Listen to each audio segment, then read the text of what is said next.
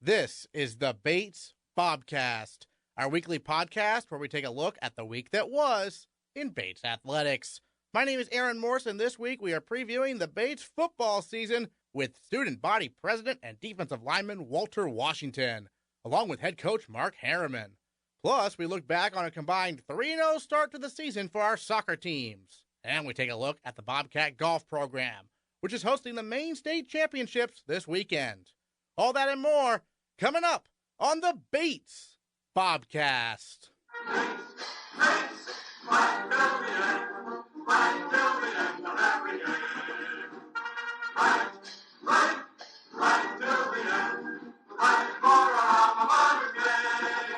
The football team gets its season underway this Saturday when the Bobcats visit Amherst for a 1 o'clock kick. Bates is coming off a 3-5 season in 2016 and is looking to win a fourth consecutive outright CBB Series title. Junior Walter Washington is a defensive lineman on the football team. He is also the student body president and sings a cappella. Washington delivered a terrific speech at last Tuesday's convocation, and now we hear from him on the Bobcast. First of all, you got to do a speech to the incoming first years as a junior, as a student body president here at Bates.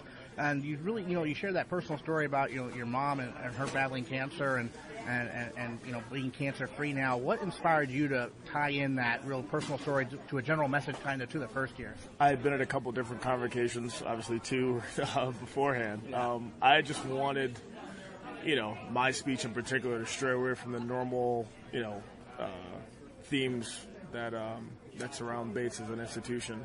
Obviously, Bates means a lot of different things to a lot of different people in different ways, so there's a lot of ways that people can sort of translate that message. I just thought it would be huge for people to hear that story, find a way to relate to it, see themselves in some sort of way.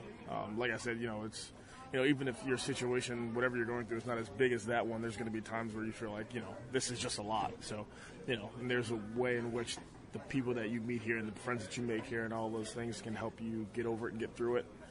So I just thought it was huge for the freshmen to understand that early on, that this place is really, really, they really take care of their own. And if they could, the earlier that they can understand that, the better. Yeah. Excellent. Now, you're student body president. What inspires you to run for that position? A lot of it, I have to give credit to D-Ray. He was my JA my freshman year. And freshman year, I was not really involved in much. I was scared to do anything. But he had sort of, told me that, this is something that he thought I'd be good for. And he sort of inspired me to do it. I was still very scared sophomore year. It kind of just happened to where, there were these nomination periods, and I had a very long conversation with D-Ray. He said, look, if you don't do this, it's not going to be because you're scared of it. That's the least of your problems. So, I ended up trying out for it. There's a lot of being involved in different things. There's a lot of things that you see that you want to change, right? And you necessarily don't know who to go to or who to talk to or to speak to about those things. So I said, hey, might as well be the person. So if something doesn't go right, I can blame myself. And I have a great group of people working behind me, Miles and the rest of the student government, just to help me get those things done. So we're constantly trying to have a pulse on the student body just to try to figure out all the things that they want to see here. So it's definitely been a fun experience for sure. Yeah, Miles Smith on the men's lacrosse team, your vice president, mentioned that you basically came up to him and said, hey, you want to run with me? How'd that conversation go? Yeah. It was hilarious. I had talked about running as a joke at one point and to my friend Brandon, and I had said to him, hey, if I run, you're going to have to be my vice president. Brandon's a pretty quiet guy. He's like, I don't want to speak. So I was like, I don't think that can happen. You could be the vice president and not say anything. So there was one night I remember I was leaving the library, and I was looking on the class of 2019 Facebook page, and it was saying, hey, there's the president's elections coming up. Do this if you want to run. And people were tagging people who they thought would be good. I had said to Miles, tag me on this comment, see if people like it, see if it's something that, would work. He literally texted me back, all right, I'll do it. Do I have your vice president if I do it? And I was like, yeah, sure. To this day, he never really wrote the comment on the Facebook page, but it ended up being something that we did anyway. So, yeah. Great. So what are some of your goals this year to, help out the student body in your role now? Yeah, we definitely worked a lot during the summer with security, trying to fix their relationship with the student body, just sort of trying to create some more community engagement, just a better relationship overall with them. Obviously, right now there's a lot going on with the city of Lewiston and their relationship with Bates in particular. I think that's a huge issue for student government to tackle early on. But Bates as an institution has done a lot within the community of Lewiston. Programs like True Street Youth, Bates Public Health Initiative, all those things that Bates as an institution do within the community to show that we care, show that we as students do a lot around here. I think if you take Bates out of the community, there's a lot of negatives that you're going to see.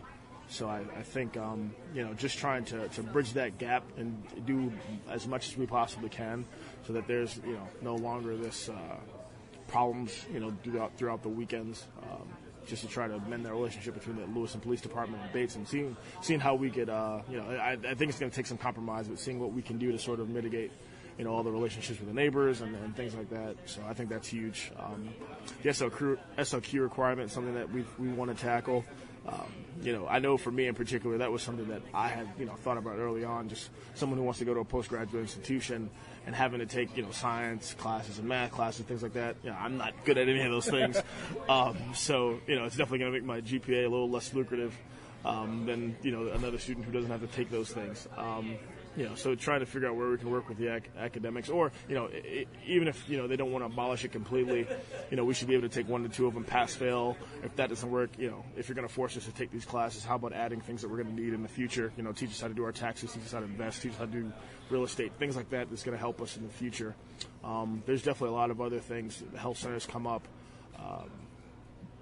Free food during breaks has come up. It's difficult for students who are not going to have the money to go back home during breaks. What makes you think they're going to have, $12 a day to go into Commons and get food? So making sure that they have, the access to food, or, working with Christine Swartz to make sure that they have free food during breaks. There's a lot of other things. We've got our first meeting coming up Wednesday. So, more goals and things like that will come up. And once we have like a tentative plan, for short-term goals, we'll make those public. Outstanding. Well, that's a lot of things on your plate. Do you have any free time? I mean, Not you at play all. football, you can probably do everything. Yeah. I think I have a lot of fun being busy. It's definitely a lot. Sometimes you kind of just sit back and wonder, like, how did I get involved in all this? Sometimes you're, sitting down and you're like, I could be doing something else. But yeah, I mean, time management was never really a problem. So I just think, my coaches do a great job, like, understanding, my schedule. And, something that, like, knowing, sometimes I may be at, like, a meeting, or, like, I may be late to something, as long as I, make sure that I'm giving my all to each and everything, even acapella, they do, like, a great job understanding I might not be at this practice, or I might not be at this, but, come, showtime, I'm going to be there ready to go, and just making sure I'm keeping up with everything. So, yeah, it's a lot, but it's a lot of fun, and, I might as well just take advantage of all the things that are here rather than just, sitting in my room not doing much, so. Terrific. Well, this is a sports podcast. Let's talk about football. Yeah. We got Amherst this weekend at Amherst, the season opener for the Bobcats. You there on the defensive line, Mark Harriman told me, he's got 6 guys who he has confidence in, rotating in and out. You're one of them. How you describe your development over the past couple of years as a football player on that line? Yeah, freshman year was definitely difficult, being like that guy in high school, coming here and having to sit on the bench for a while. But I have so much confidence in Coach Harriman, and definitely Coach Abel, who's taken over as defensive coordinator this year. Last year it was different. I was like playing some end and then playing like nose guard on like situations where they'd like bring me, Contavious in, like sometimes Ivan Reese in, just like like a change of pace, to get after the passer. Probably definitely the lightest nose guard in the CAC at that point. The thing is that last year they created a role for me coming in on third down. Rather than just like me sitting down, not being able to do much because they had so many seniors that could play. So, I mean, the plan for them was to, get me some game experience so the game could slow down a little bit for me so that, in the next 2 years I could develop more as a football player, get used to that game speed. I think it's huge. I definitely do a lot during the off season to try to, become a better player. I know what you need to work on, watch a lot of film. So, I mean, obviously Ty Harrington and Jack Merritt and Colin, those are the guys. But we got me, we got Calvin, we got Connor DeSantis, and even the freshmen are doing a really great job. So, I mean, the defensive line is undoubtedly the strongest group on the team. We'll be able to debate with anyone else about that. But I think we're doing a really great job. Coach Cottle, new defensive line coach came from Seton Hill. I have developed so much under him, even just within these past 2.5 weeks of preseason. He's a really great coach, really determined. He coached safeties, so I had said, we're probably going to be the most athletic defensive line in the NESCAC before the end of the season. But he's doing a really great job with us and working really well with Coach Averill and Coach Walsh to really make sure that this defense is top notch. So I think we're going to do a great job this year. Sandy, Marcus, Bobby D, Pete Boyer, those guys, we're ready and we're coming for it. So it's going to be a good year. Terrific. Obviously, opening at Amherst, they're typically a tough team. Yep. Then Trinity here at home. So a couple of traditional NESCAC heavyweights. You're pretty excited for that challenge? Oh, most definitely. I mean, the good thing about the schedule is you get to see, what you're like very early on. Facing Amherst, one of the perennial powers in the conference, it's going to be a huge game for us. And, obviously there's rumblings around, you hear the talk and everything like that, but I mean definitely we're planning to go out there and shock the world. We're not going out there thinking that they're better. They train in the off season just like we do. They do the same things that we do. The margin of error in this league is so small. They're recruiting the same guys, all these things. No one's going out there with their head held down, already giving them the win. We're going to go down there, we're going to ball out, we're going to do what we're supposed to do, and we're going to get after it, and hopefully we'll leave with a W.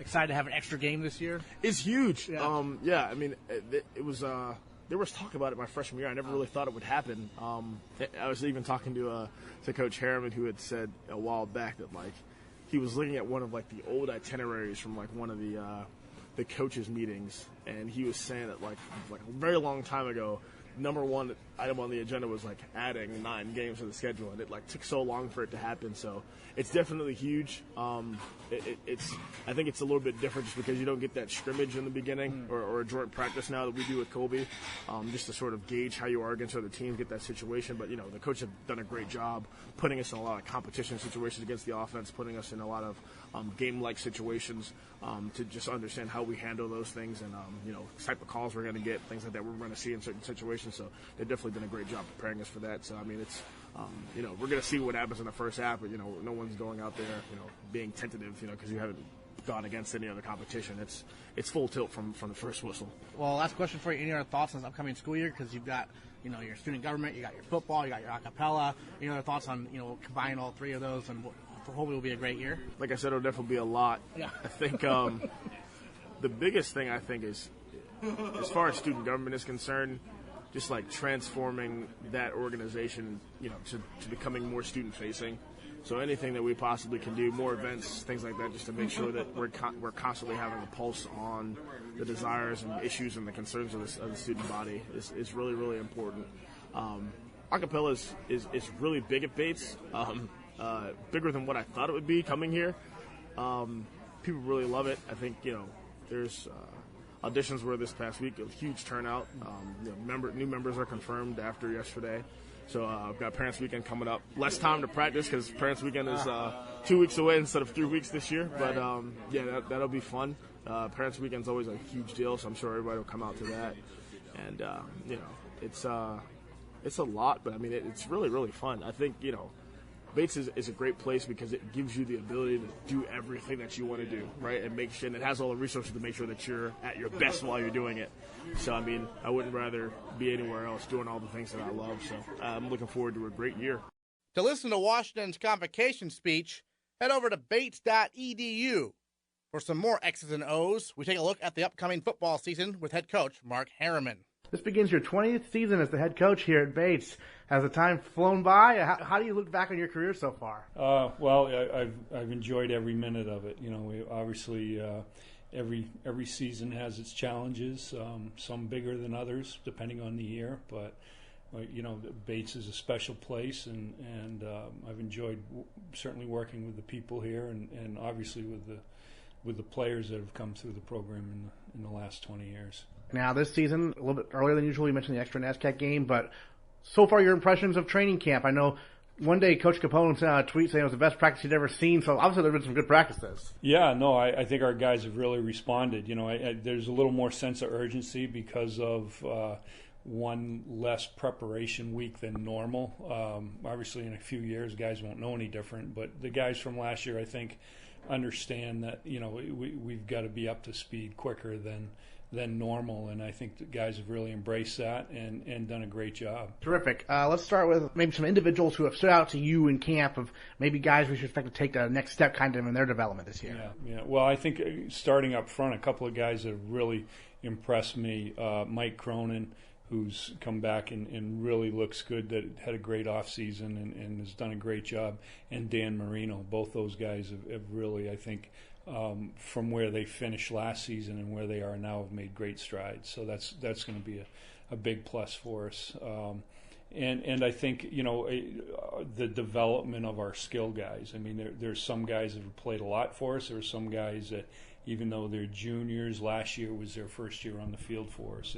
And I think they've all really done a nice job of maturing, understanding their role in the offense or defense, and making that next step. Well, it's got to be encouraging that two of the guys who have stood out have been offensive linemen, because the option's not going to work if no one blocks anybody, right? Yeah, no question. I mean, I think where we are right now up front, and with the experienced couple of guys that have obviously at quarterback that have played varsity snaps for us, and Peter Boyer again another year, and I think he's really understanding his role in the offense, and so it's it does start up the middle to a certain extent, and I think we're much better right now than we were a year ago.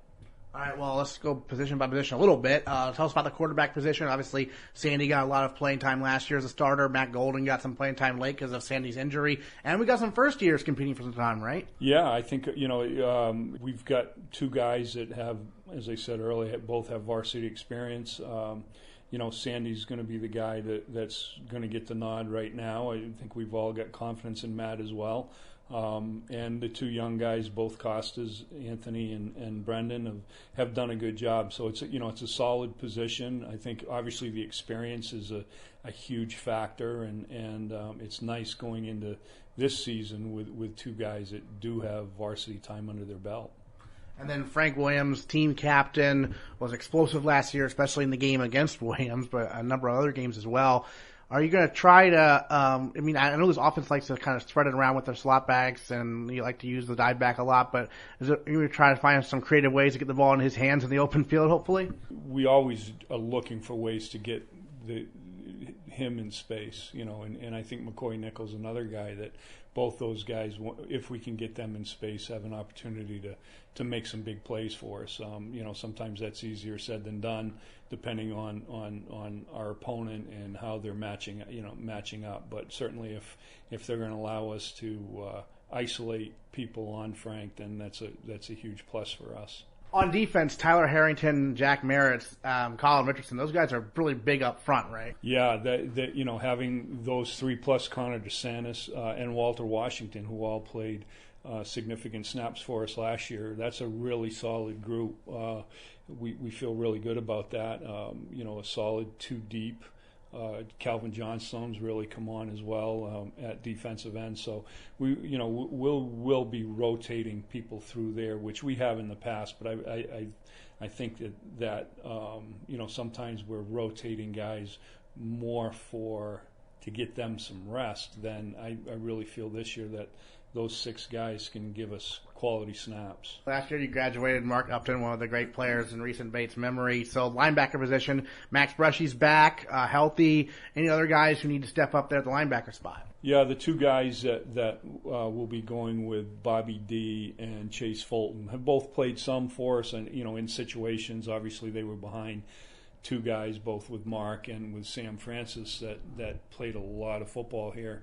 But they've been mainstays for us on our special team. So it's not like we've got 2 guys that don't understand the intensity of the game and what it takes to play there. Obviously, the experience is the thing that we're going to miss as much as anything. As I said, they were 2 great players, but having that many snaps under their belts was something that really helped us last year. Both Bobby and Chase are really good football players, and we expect good things out of them. And in the secondary, obviously, you graduated a couple key players there as well, whether it be Brandon Williams or, of course, also Trevor Lyons, who made so many interceptions during his time here. So who's going to have to step up in the secondary? We've moved some guys around a little bit. I think, all three guys that are playing have playing experience for us. Kevin Claflin's back. And he's done a great job, again, with just another year under his belt. John Lindgren will be the free safety, and he played a little bit for us last year, a lot on special teams, and is really a headsy player. I think is going to do a nice job there. And Coy Candelario, who's played a lot for us, whether it's at free safety, whether it's at corner. We kind of settled him in this year at corner, and he's done a good job as well. So again, the when you look at the people on that side of the ball, the guys on that side of the ball, not as much of an experience factor, but all those guys, for the most part, have seen playing time for us. You opened this week at Amherst, obviously a tough team. They had a down year for them last year. They're normally used to competing for conference titles, but you mentioned before they were pretty young last year. They were young, and they got beat up pretty good. They had some significant injuries. They lost their quarterback, I believe, in either their scrimmage or the first game of the year, and just kind of downhill from there as far as the injury factors go. And they were young a little bit. They've got some guys returning on offense, especially. I think they've got. They lost some receivers, but the quarterback's back. Their line is almost back intact. They've got some dynamic running backs. So we again, going into week one, it's hard to always figure out what their MO is going to be. But I really think that we'll see a mix of the run and the pass game that they've been successful with over the last couple of years. Well, it's interesting because obviously they're the team that you did not play last year, so you haven't seen them for a couple of seasons. So what have you noticed on tape so far, watching from what they did last year? Yeah, a little bit different last year than they were the year before when we played them. And again, I think a little bit it's personnel. Schematically, they're not a whole lot different than they were. They're just doing it offensively, anyways, out of some different personnel groups. And I think they've always done a good job of utilizing the players they have and kind of running the same plays, but maybe out of different personnel groups or different formations. So, they're a very, very solid team. I mean, they got a huge winning tradition there. And we're excited to go out and see where we are. It seems like the past couple of years you guys have played some of these teams where I remember Millbury last year. You had the lead there for quite a while in that game, and you've done that against a couple of other teams. And coaches always talk about finishing games. And so, what have you emphasized to your team about finishing games? Well, for us, it starts with being more consistent. And I think you can't finish if you're not consistent. And so that's been one of the things that we've really tried to work on in all phases this preseason is the consistency. Having the highs and lows very often doesn't allow you to finish a game. I mean, you've got to be consistently, from an effort standpoint, from an execution standpoint, you've got to try to maintain that high level. And again, it's something we've really worked on this preseason. Some of the younger guys, are there any first years who we should expect to see playing time right away? Hopefully not. Right. There's an old coaching adage that the best time to play a freshman is when he's a junior. So, I mean, obviously those guys want to get on the field. They, like we all did when we were freshmen. It's again with the week earlier, I think is going to not set them back, but we've got a few guys on both sides of the ball that I think as the season progresses, we'll see more and more. We've got some skill guys, Jason Lopez, Mylan Lemon on the offensive side, and a couple of the receivers as well. And then on the defensive side, there's some young guys that hopefully they'll start earning some playing time on the special teams for us. And again, I'm really pleased with the class. I think it's very athletic class. We've got some size in the offensive line, and hopefully we can let them all grow up a little bit before we have to count on them on the field. Sure, and then obviously special teams wise, you got some experienced guys there. Your punter, your kicker, your long snapper, they've all been through it. And the punter, Foley in particular, I imagine the field position battle is something that you're going to try to play a lot this year. Yeah, I mean it's great to know that that Justin's capable of the things he is. I mean I think it's something we'd like to have him punt less, obviously. Right. As any team would, and just say, kick great kicks in the few that you get. But it's great to have him there, and he's certainly put us in some great situations and gotten us out of some bad situations in his time. And I've really been unbelievably impressed with Grant DeWald. Just really focused on what he needs to do, and has been, again, we talk about consistency, and I think he's one of the guys that all through camp he's been very consistent with both, his accuracy and he's improved his leg strength. So that's a good combination for a guy that's, you're going to rely on to kick field goals. Excellent. Well, any other thoughts on your impressions of your team as we begin the 20th year of your regime, if you will? Yeah, no, it's they're a lot younger and I'm a lot older, but, football's football to a certain extent, and been really happy with the way these guys have come in and embraced. Our battle cry this year was to make sure that as we came out of our preseason, and we kind of targeted last Saturday as that date, that guys individually were better players, and by really working hard on their fundamentals and their techniques, and this group has really bought into that. So it'll be exciting to go out and see where we are next Saturday. The soccer teams got their seasons off to a great start last week. On Tuesday, the women's soccer team visited Maine Maritime and prevailed 3-1. Then on Saturday, Bates shut out Hamilton on the road by a score of 1-0.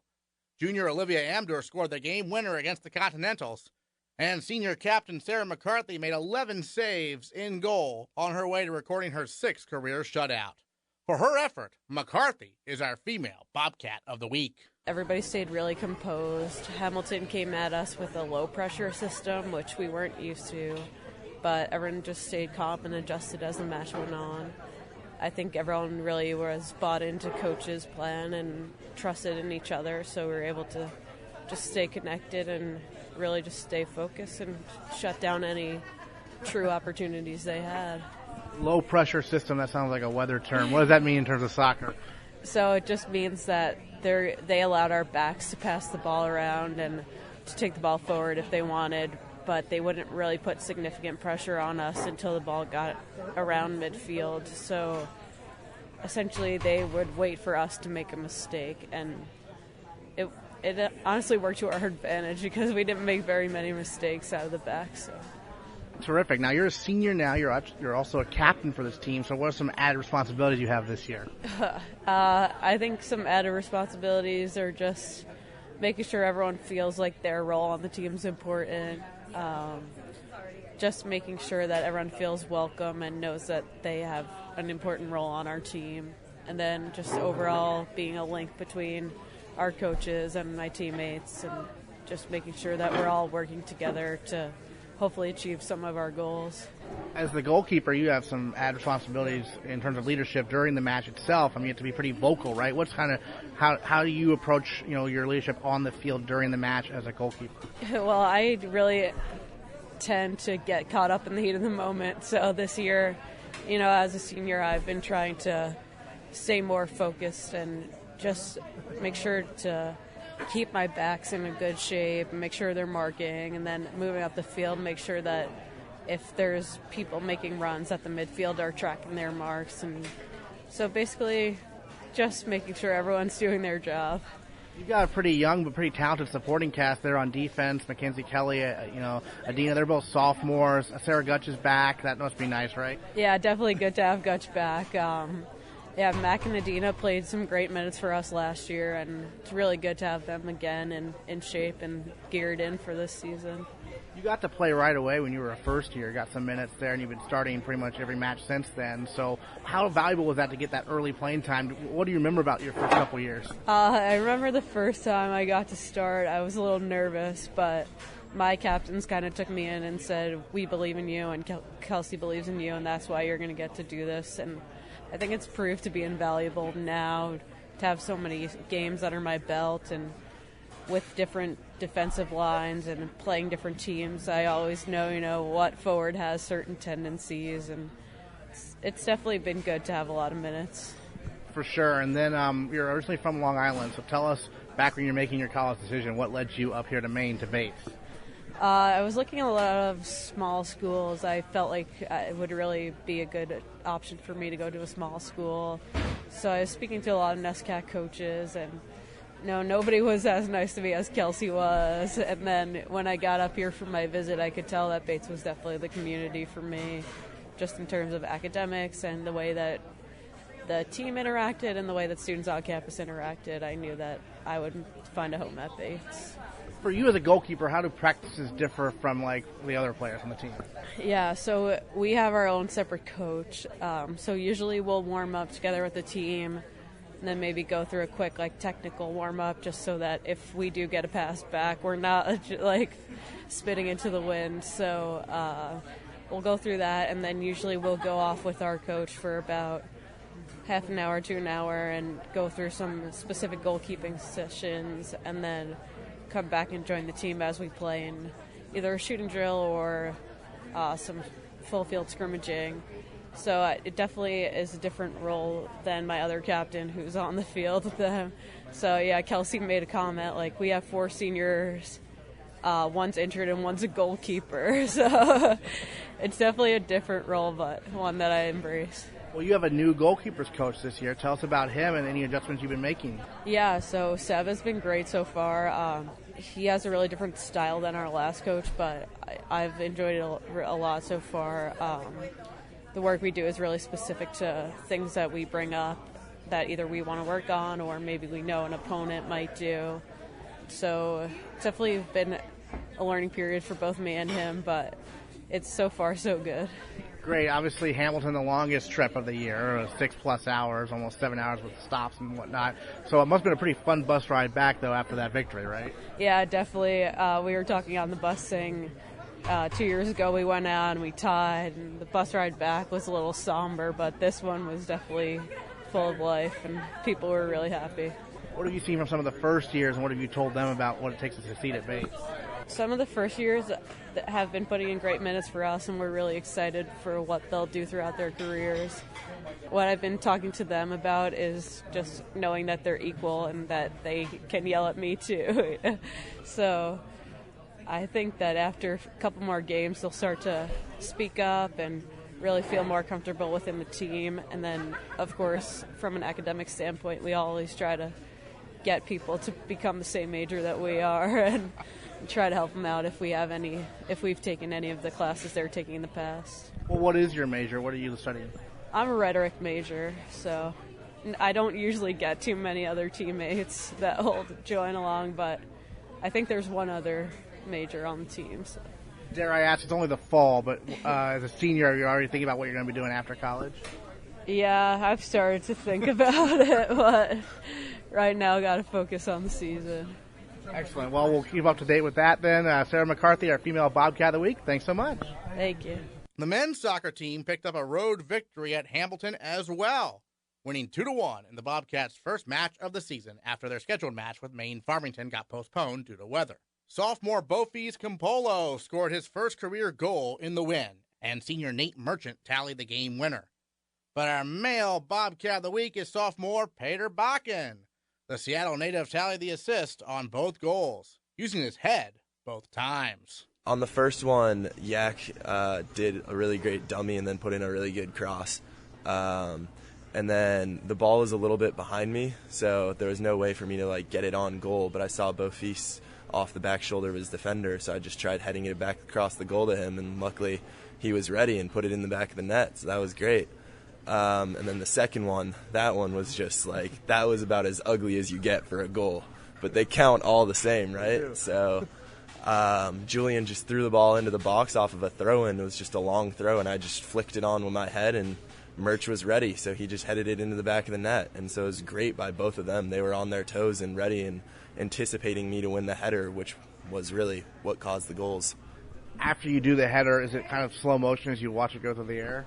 Oh, for sure. That first that first goal, I headed the ball and like I felt that it was in the air for 5 seconds as I was watching it just like go down to Bo. I was just hoping that it went in. But yeah. How much do you work on headers in practice? Not that much, to be honest. But yeah, it just comes down to physicality and how much you want the ball. It's whether you or the person you're competing against want it more. And so those 2 times, luckily, I was able to win it. Now, you're from Seattle, as am I, just for full disclosure, so we'll ask a couple of Seattle questions. You grew up in Seattle, and then you went to 1 year at Garfield High School, and then went across the country for boarding school. What was that like transition-wise? That was kind of scary, to be honest. That was kind of crazy for me. The funny thing is that not many people in Seattle do boarding schools, so when I told people I was going to boarding school, they were like, why are your parents sending you to military school? Right. And I was just laughing, like answering questions like, no, yes, it's co-ed, like, yes, I want to do this was my choice, like, I want to do this. And so it was just kind of funny because none of my friends understood, but after a few years they kind of realized how much fun it must be to like live on a campus with all your friends and just being in an environment like that. And Andover was great. Really helped me grow up as a person, just getting out of the house earlier and just being on my own. I thought that was really valuable. Well, what was your motivation behind wanting to do that, I guess? Well, my mom did it, and both of my older brothers did it, so it was just kind of like natural progression that my mom asked me when I was in middle school whether I wanted to do it, and I was kind of unsure. I don't really think I was mature enough, which is why I went to high school in Seattle for 1 year, and then I applied to boarding school. That extra year really helped me in terms of maturity and just growing up. So after you came out here to the East Coast for boarding school, when did you first hear about Bates? What inspired you to come to Bates for college? To be honest, I hadn't heard much about Bates when I first got out here, but my cousin came to Bates. He's a senior right now, George Bishop. So when I was at Andover, I started to look at the NESCAC schools as I was playing soccer, and Bates just kind of jumped up the list, and I came to a camp here and talked to Stu and the old assistant, Cam Omsberg, and yeah, I just loved the team. I came and visited, and it was really the culture of the school and the culture of the people and the team in the locker room that really made me want to come here. So you're a sophomore now, but last year's a first year. What were some big adjustments to college soccer compared to what you did in high school? Everything's a lot more physical. Everything's a lot faster. So it's a big transition for sure, which really helped that last year I was like steadily kind of got my toes wet, and then over the course of the season I played more and more, which really helped me because coming in my first few games I was not mature enough. I was not ready enough to compete with kids 4 years older than me, physicality wise. So just from freshman to sophomore year, I'd say the biggest thing is last year I was nervous about trying to make an impression with everyone, and this year I just know who I am, so I can just play confidently with who I am and do as well as I can. Yeah, what's Stu like as a head coach? Oh, Stu's great. Stu, he's very pointed, so he tells you what he wants from you. So you always know whether you're playing well or playing poorly. But he's always in your corner. So as long as you don't do anything stupid, he's always right behind you and pushing you. And that really like demands a lot. But it's great because he's always very clear with his expectations, which means that everyone knows what they're going to get from him. So it's just on us to meet his high expectations, and that's what we tried doing this weekend. He was challenging us to come out there and compete because it was our first game of the season, and so the other team had already played a game, so they would theoretically have a higher competitive edge, but the big challenge was for us to come out and want it more, and he set that tone for us with everything that we did in the pregame the days before building up to the game. It was just that we had to want the game more than they did, and yeah, we were able to do that. Center mid, that's a lot of responsibility. Do you embrace it? Oh, I love it. Yeah. I only like being in the middle of the field. Like, on the outsides, I feel like I'm on the outskirts of the game and I can't really like affect what I want to. I always just want to be right in the middle of the action, rolling around, bumping into guys. Like, the more action, the better. Excellent. Well, Peter Bakken, 2 assists in the Bobcats' 2-1 win over Hamilton on Saturday. Our male Bobcat of the week. Thanks so much. Thank you. The field hockey team fell at number 15 nationally ranked Hamilton in overtime by a score of 3-2 on Saturday, and kept it close with then number 12 nationally ranked Montclair State on Sunday before falling 2-1. The Bobcats look to get in the win column this Wednesday when they host number 10 Bowdoin at 7 o'clock on Campus Avenue Field. Meanwhile, the volleyball team traveled to Vassar last weekend for the Vassar Invitational and came away with a record of 2-2. They host Southern Maine Tuesday night at 7 o'clock in Alumni Gym. Senior Augie Silver had an excellent weekend, tallying 14 aces, including 7 in one match. I think the energy was flowing really well. It's really easy to come in and get subbed in a match where everyone's flowing well, and then once you feel that, it's more likely for me to get some aces and do well. It's sort of what I'm brought in for. So I really had a good time feeding off the energy of my teammates. Well, you mentioned that volleyball, more than a lot of other sports, there's rapid substitutions constantly, all the time. What's that like? It's a little hard, honestly, because you never know really what's going to happen, and our coach is really good at telling us, when we're going in and what we'll be doing, and I've felt that a lot this season already and last season as well, where when you're going in and you know what you're doing, it's a lot easier. However, when you're on the bench, you really need to be ready to go all the time, and that's what we've been taught a lot on this team. Vassar Invitational, that's a pretty long bus ride, right? It was far away, yeah.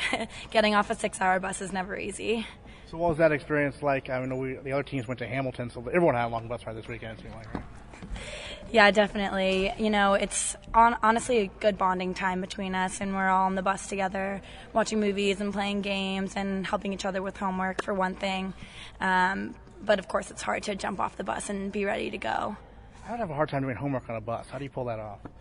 I'm not really sure. Most people get car sick, but Yeah. I've never really had that problem, honestly. But, yeah, it's a good time just to spend with your teammates. All right, well, we got a home match here Tuesday night against Southern Maine. This home court advantage was huge last year, wasn't it? Yeah, huge last year, and we love having a good crowd, and our gym is very unique in that, we have some low-hanging beams and bright lights, but I think we're all getting really used to that, and it sort of throws other teams off. Do you just play it off the beam, or is it out of play if it hits it? Yeah, that's playable. You can't play it off the beam if it comes over on your side, that's out, but if it comes back on to the side that you played it from, that's fair game. Well, you're a senior now, so you have a leadership role in this team. What's kind of your style in terms of leadership? Wow. Being a senior is something that I sort of looked forward to, especially because when I was an underclassman, I really looked up to the seniors. So I feel like my role as a senior is to sort of lead by example and develop relationships with the underclassmen. Going back to serving a little bit, what does it take to have a good serve? What do you want to do? What's your goal every time? Serving is the one thing in volleyball that you can completely control on your own. It's just you and the ball. So it really takes a lot of reps, and whether that's in practice, outside of practice, you really have to make sure you have a solid contact, and you want to make the ball go as fast as you can without going out. So it's all about the trajectory as well as, of course, the focus. A lot of the teams here open with NESCAC games right away. Volleyball gets a few matches in before you actually have to do a NESCAC competition. Is that pretty nice? Yeah, it is nice, only because, of course, the games before are really important so far as trying to get to NCAAs and trying out our lineups and figuring out what works for us. It is nice to have a little bit of a warm-up before we see Tufts on Friday. That being said, we never look past any competition. We play our game no matter who's on the other side of the net. How about your fellow senior over there, Jacqueline Forney? She's been a rock for this program, hasn't she? Oh, yeah. Jacqueline's been a rock since day one. She's the best leader I've ever worked with, and, she's such a selfless player. She never asks for anything in return. She's dishing out sets hours and hours a day that are solely to improve the program, and she's one of the best setters I've ever worked with, and as well as the best leader. So I think this program's going to be really sad to see her go. Well, in this program, obviously, we talked about this with Melissa and Jack in the preseason interview, but this program's had a lot of success historically. That undefeated season, that banner over there, 1980. How often do you look at that? Every single day. Yeah. That's our goal. We're trying to get into we're trying to win the NESCAC tournament, trying to get into NCAAs, and really, make our mark on this program like the 1989 team did with Marcia. And Marcia passed away last year and left us with a legacy to fulfill. So that's where we're headed. All right. Well, Augie Silver, thanks so much for joining us on the Bobcast. Home opener Tuesday night right here at Alumni Gym against Southern Maine. Thanks so much. Don't miss it. See you there. The cross-country teams got their seasons underway at the Bates Colby Class races on Saturday.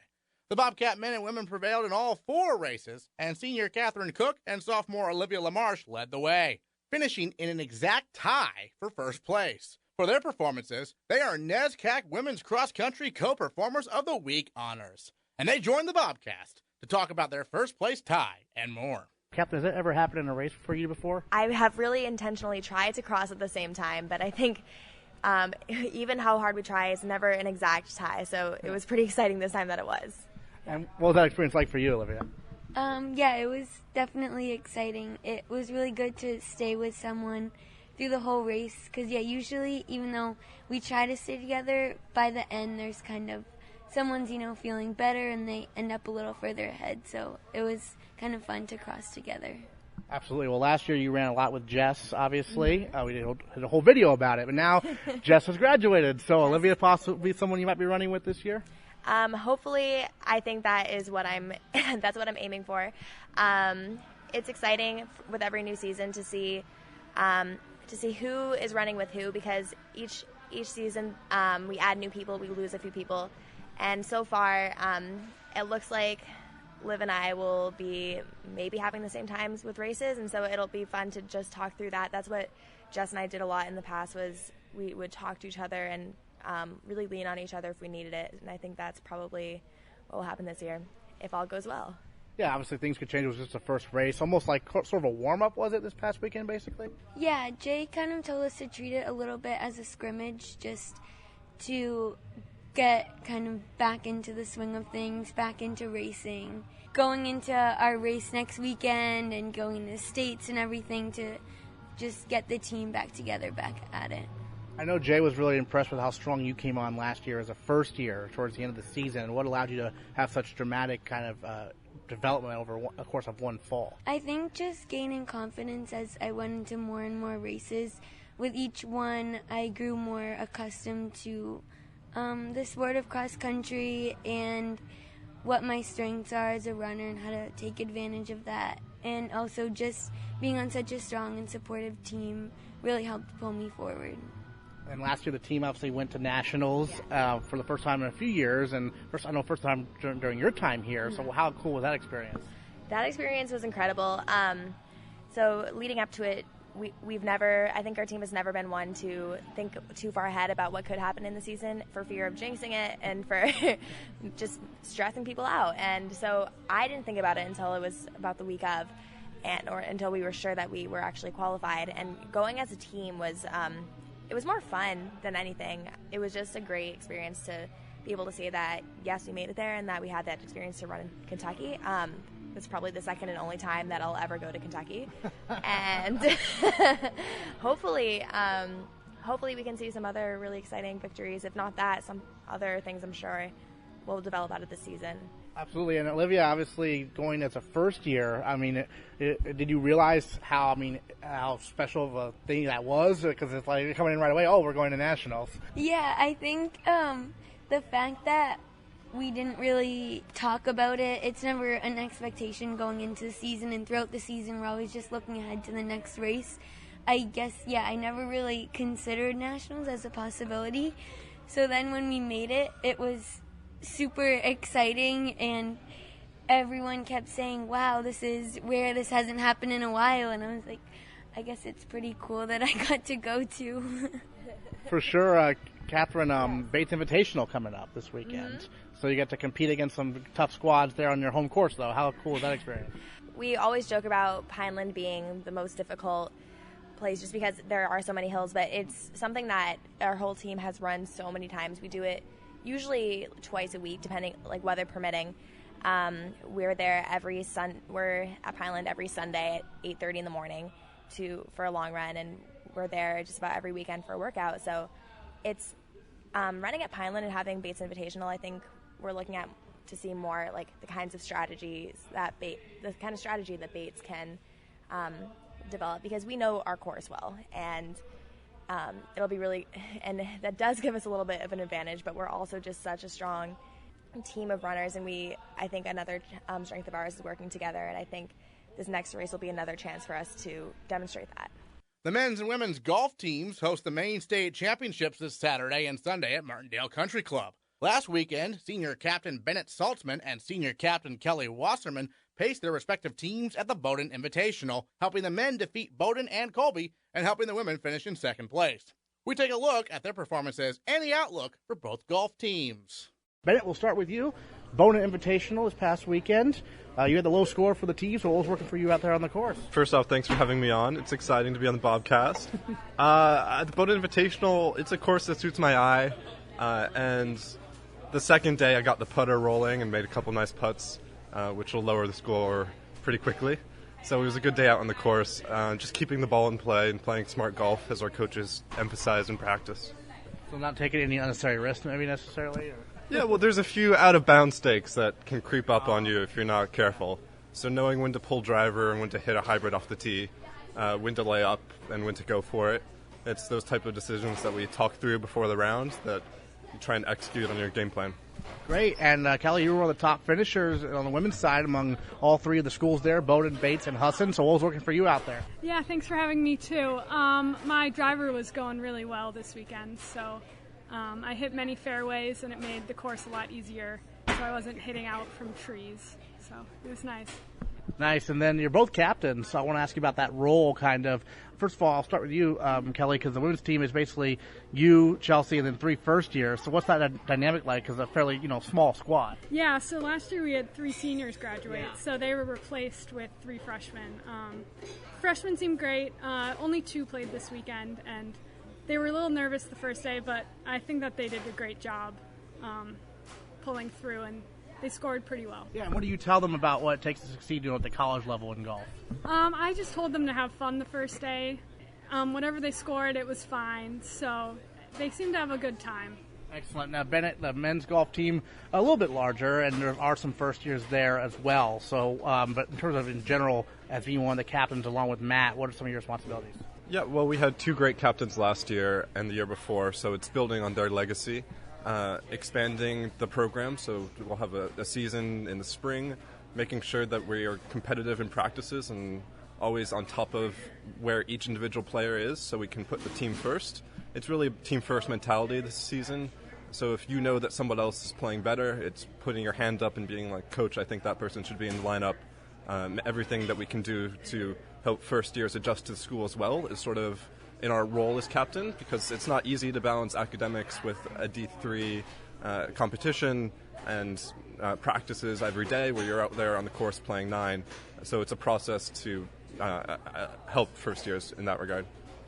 Funny talking with Brad Ruckin, who graduated last year. He talked about how people always are surprised when they found out he played golf up in Maine, but he said he loved it. I mean, what's it like playing in Maine? Oh, I mean, it's perfect. It's a challenge on one level because we're not used to necessarily all the hills and side hill lies and elevation changes that you get up in a state like this. But it's beautiful, especially in the fall when the leaves change colors. And it's great to be at a program like Bates because you have the ability to play at a really high level for a short season, and then also with your academic career focus on that. And our coaches understand that you want to do both and you have time to do both playing at a school like this. Well, you're from Wisconsin, so tell us how you got out here to Lewiston. So my dad actually went to Bates. Okay. And I came and visited here, walked along alumni, and just fell in love. So I knew this is where I wanted to be. Applied ED and just came here. Do you know you're going to be golfing? I mean, you've been golfing for a while. Yeah, I knew I was going to be golfing. I golfed all 4 years in high school. When did you first pick up a club? I think I was 12 years old, but I didn't start taking it seriously until freshman year of high school. Gotcha. When did you start picking up a club? When did you start playing? Oh, I started late. No one else in my immediate family plays the game, but I think between 7th and 8th grade that summer, picked up my first club. I got addicted pretty quickly. You're from New York State, so how'd you end up here? I ended up here because Bates has a golf program that I wanted to play for and the top-ranked undergraduate liberal debate team in the world, pretty much. So undergraduate only. And the ability to both debate at that incredibly high level, play for a team, and work with some incredible professors really drew me to the college. Yeah, you get to do more than just the academics and maybe the sports, but the debate. Tell us more about how you have so much success in that, too. Well, it's the same things that we try and emphasize on the golf team. It's having a great pedigree, great tradition of leadership, and really good examples at the top. So as a freshman, I came in, and we had the top speaker in America as the debate president that year, and he was able to mentor me. And last year, my roommate and debate partner, they went off to the World's Finals, and it's been a really incredible run, and many parallels between the two. Excellent. Now, the main state championships coming up this week, and you're not going to be here, but what are you told Chelsea about leading the troops in your absence? Yeah, I think they'll do a great job. I think the third freshman will play this weekend, and it's going to be nice for the freshmen to play a course that they know. Martindale's a great course. I think they'll be great. I'll show them the little tricks to some of the holes, and I think Chelsea will lead them well. This is the second year there at Martindale where you've been working directly with Nick Likos, the club owner. What's that experience been like? It's been great. Going to the course, being like, hey, what are we doing today? I need help with my driver, or can we work on putting today? And they're very helpful. And what's that dynamic been like for you working with the club directly? It's been awesome. We had the assistant pro come out and play 6 holes with us last week before the tournament, giving us tips along the way. I played with the other club owner and Nick, and they were helping us with the greens and some of the tricks of Martindale. And we're excited to show the rest of the main teams what our course looks like and how it plays. Right, because this is the first time since you've been here that you've hosted the main state championships. So how excited are you for that, to have that home course advantage? It must matter, I mean, in golf, because as you mentioned, you know everything about the course. Yeah, and at Martindale it matters more than a lot of other courses. It's great. It's something that we're excited about, something that we've been talking about for a while, how we want to set up the course to maximize our home course advantage, to take advantage of our local knowledge. And it's something that I think will be helpful for the guys, because it's a place where we're comfortable playing. We play there 9 holes, probably 4 or 5 days a week, easy. And they have experience on the holes, and they know strategically what shots they need to hit. And they also know that if they don't start off too well, there's room for recovery. And it's that mindset of staying patient that can really help you through a round. Next time on the Bates Bobcast, we'll tell you how the football team does in their season opener. We'll see if the soccer teams can continue their hot starts, and we'll recap the volleyball team's first NESCAC matches of the year. All that and more next time on the Bates Bobcast.